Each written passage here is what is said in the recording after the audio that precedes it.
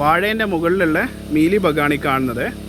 ഈ സാധനം ഇപ്പം ഈ മീലി ബഗ്ഗില്ലേ, ഈ ഒരുവിധം പല ചെടികളിലും നോക്കാണ്ടറിയാം. ചില ആൾക്കാർ ഇത് ഫംഗസ് ആയിരിക്കും. സാധനം അങ്ങോട്ട് ഇങ്ങനെ പിടിച്ചേക്ക് കഴിഞ്ഞതാ ചോര വരെ വരും. പ്രാക്ടീസ് ചെയ്യുന്ന അതെ അതെ ഉണ്ട്. ഇവിടെ ഇല്ലായിരുന്നു. ഇതാണ് വേരിൻ്റെ അകത്തുള്ള മീലി ബഗ്ഗിന്റെ കോളനി.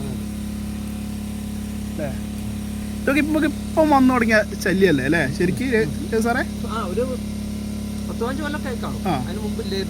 മീലി ബഗ്ഗില്ല. പിന്നെ നമ്മളെ വാഴയ്ക്കുള്ള തടതരപ്പൻ മുമ്പില്ലായിരുന്നു.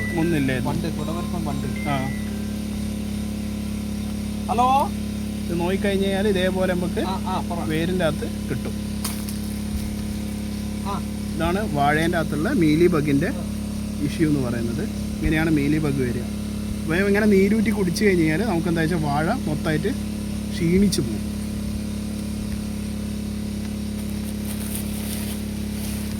എല്ലാവരും വാഴേൻ്റെ അകത്ത് ഇത് ഉണ്ടോ എന്നുള്ളതൊന്ന് നോക്കണം, നോക്കിയിട്ട് ചെയ്യണം.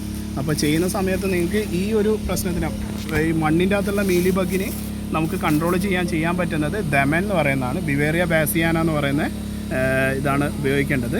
അത് ഉപയോഗിക്കുന്ന സമയത്ത് 5 ml 1 ലിറ്റർ വെള്ളം എന്നുള്ള രീതിയിൽ ഉപയോഗിക്കുക. സാധാരണഗതിയിൽ മൈനറൊക്കെ ആയിട്ട് തുടക്കമൊക്കെ ആണെങ്കിൽ നമ്മൾ കെമിക്കലിൻ്റെ കൂടെ അല്ലെങ്കിൽ നമ്മൾ കൊടുക്കുന്ന എന്തെങ്കിലും ഫോളിയർ വളത്തിൻ്റെ കൂടെയൊക്കെ അല്ലെങ്കിൽ നമ്മൾ ഡ്രെൻ ചെയ്യുന്ന വളത്തിൻ്റെ കൂടെയൊക്കെ കൊടുക്കുകയാണെങ്കിൽ നിങ്ങൾ 2.5 ml എന്നുള്ള രീതിയിൽ ഒന്ന് പ്രിക്കോഷനായിട്ട് എടുത്തു കഴിഞ്ഞാൽ ഈ പ്രശ്നത്തിൻ്റെ അകത്ത് നമുക്ക് സോൾവ് കിട്ടാൻ പറ്റും. കെമിക്കൽ ഉപയോഗിക്കുന്ന സമയത്ത് നമുക്ക് ഉപയോഗിക്കാൻ പറ്റുന്നത് ക്ലോറിൻ്റെ 50 EC ആണ്. പിന്നെ അത് ഉപയോഗിച്ച് കഴിഞ്ഞാലാണ് നമുക്ക് ഇതിൻ്റെ അകത്തുനിന്നുള്ള ഒരുവിധം കൺട്രോൾ കിട്ടാറുള്ളത്. അപ്പം കെമിക്കൽ ഉപയോഗിക്കാതെ നമുക്ക് എടുക്കണം എന്നുണ്ടെങ്കിൽ നമുക്ക് ചെയ്യാൻ പറ്റുന്നത് ഇതാണ്. ഇപ്പം വേര് ഇതേപോലെ കറുത്ത് പോകും. നമുക്ക് അവസാനം ഇതേപോലെ വേര് കറുത്തിട്ട് കേടായി പോവുകയാണ് ചെയ്യുക.